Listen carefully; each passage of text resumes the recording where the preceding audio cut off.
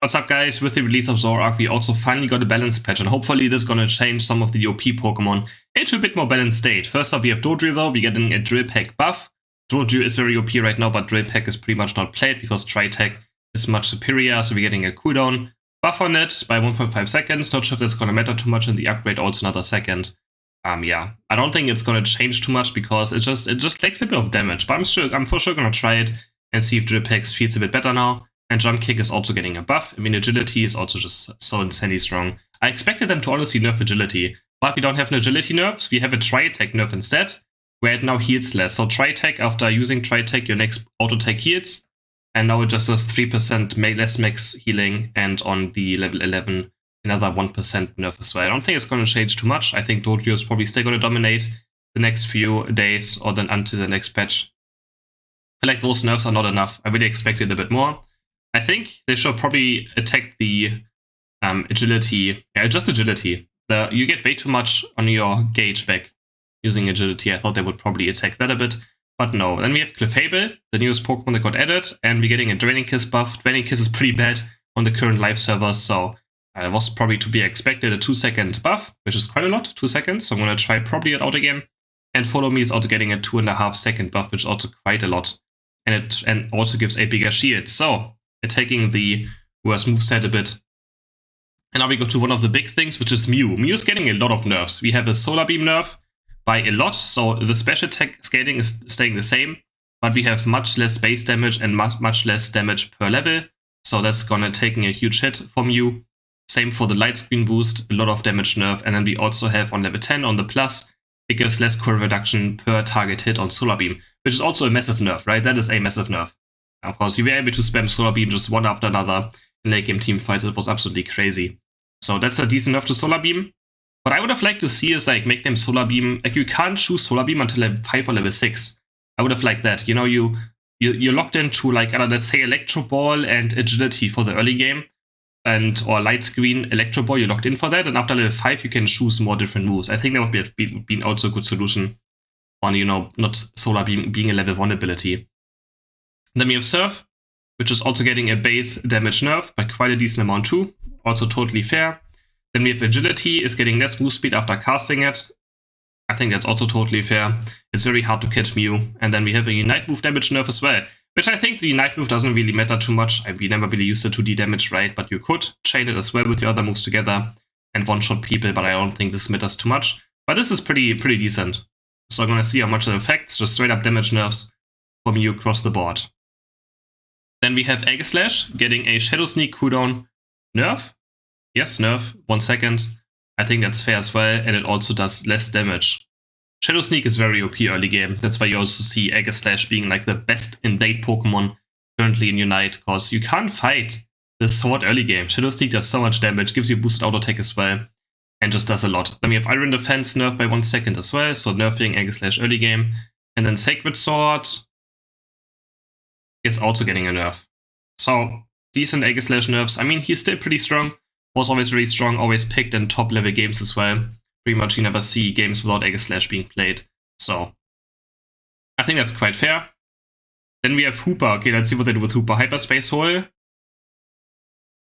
Less cooldown. Okay, 15 seconds on the... You can teleport more often with Hyperspace Portal back to the Hyperspace. And then cooldown also by 2 seconds, and teleporting cooldown 15 seconds. Alright. I'm not sure if that's gonna matter too much, we'll see. But I'm always scared if they buff Hooper, right? But Hooper currently is the lowest win rate Pokemon in the game, so I guess it deserves a bit of love.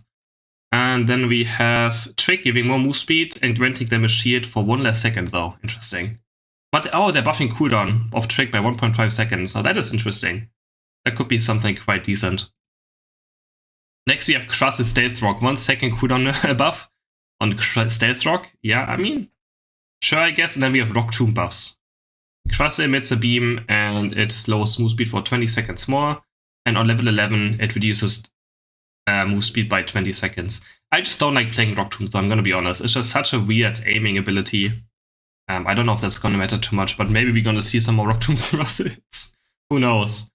Then we have Serena. Serena getting nerfs, also deserved. We have Dropkick, reducing less move speed. Yeah. And then we have the thing, this is what I always abused, right? I always played a lot around my shield on dropkick, especially on the, on the passive, on the Queen Majesty, right? If you watch my videos, you always see me dropkicking much more than stomping, and they're nerfing this. They're nerfing the shield by quite a lot as well. It has 70 less attack scaling, and then 150 less base damage, and less per level as well. So, that is getting nerfed quite hard. That is getting nerfed by quite a lot. I want to see how that feels like in game. But that's a big nerf to Serena. So maybe going back to triple X and just X-ling instead of, drop kicking. We'll see. And then we have Woodhammer. Woodhammer's getting a buff. Yeah, I don't know, man. I don't even know what this means. Below 40 HP equals 1.5 seconds. I saw it stuns longer the less HP you have, right? That's Woodhammer. Maybe that's something. I guess stuns longer now. Can give it a try. Cooldown also 1 second less. So maybe it's something you can actually play. Then we have Absol. So I'm a bit shocked about this. They're actually nerfing Absol. Do you guys think that's reasonable? I don't know. Absol is very strong, right? Obviously, I love Absol, but I'm kind of confused. 30 less base damage. That's a lot. It's like 2 attack weight stacks. Just nerfed. And then level 1 to level 15 as well. Just in general, the attack is... it evens out at some point almost. But early game is much, much worse now in Absol. And remember, this affects all the moves as well. It means your feint does less damage. Your early game Night Slash does more damage. Your early game Slash does less damage, right? I'm not sure if that's justified, but maybe. Maybe it is. Maybe Absol is a bit too strong. We have a Water Shuriken buff. Oh my god, guys. Water Shuriken is getting a buff. I can't believe it. I cannot believe it. We have a Water Shuriken buff and a double team buff. The clones attack nearby targets have the same HP. They do 3% more damage now. Okay, well, 3% more damage. The double team clones that already do no damage. Alright, sure. That seems like kind of weird of a buff. Okay, but Water Shuriken is getting a buff. So we'll see how that turns out. Then we have Edegos. Edegos auto attacks against enemy with cotton. Fluff on it, increase damage. 15 seconds, okay. Slows more now. Okay, that's pretty good. Pollen Puff is getting a buff by a decent amount. And 1 second cooldown as well. More healing on Pollen Puff. And then we also have Cotton Guard shielding more. So giving more strength to the support kind of Edegos again. Which, I guess is fair. Because the damage ones are better right now. Leaf Tornado and Cotton Spore. Now we come to Mr. Mime. First off, we have the Unite move nerfed. And there was something more to it though. They're also nerfing Confusion. So Confusion is also getting a nerf. We don't know by exactly how much it says here, but we have a Confusion nerf. We'll see how much that is in game. But yeah, Confusion is also getting a nerf. Then we have Garchomp. Garchomp getting some buffs. 20. This is where the Absol basic attack went. It went from Absol to Garchomp. 20 more basic attack and more basic attack across the game. Dragon Claw more damage. We have the second hit of Dragon Claw, so more damage. We have increased damage on the plus for Dragon Claw. And then Earthquake is getting a slows more. Okay, 20% more slow in the Earthquake. And on level 13, even more of a slow as well. Not bad. Okay, I guess that seems decent. And then we have another big buff to Venusaur. Venusaur is getting more base defense, more special defense, but it's only base, and then more HP as well across the board. Yeah, more HP, more def and special defense across the board. So just buffing Venusaur's base stats. Venusaur is struggling very hard right now in the current meta. So it does need a buffs. And Penitence getting a 1 second cooldown buff. So Venusaur could be something we can consider maybe playing again. We'll obviously give it a try and let you guys know how it feels. And then Gengar. Gengar's also getting a nerf. But I guess that's fair. Gengar getting a nerf, I guess, is also quite fair. Let me check if that's everything. We also have a Charizard bug fix, a Slowbro bug fix. It says charge rate increased here as well. Penitence. It even says Penitence damage increased. Sludge Bomb, special defense. Okay. Sludge Bomb effect strengthened. Anything else I'm missing? Sucker Punch, area of effect decreased. Okay. It's always weird. And they also, they reduced the range on Dream Eater, Hex, and Shadow Ball as well. Yeah, that's also something they've done. Reduce the range of all these moves by quite a lot. That's gonna be very interesting. Anything else I'm missing out on?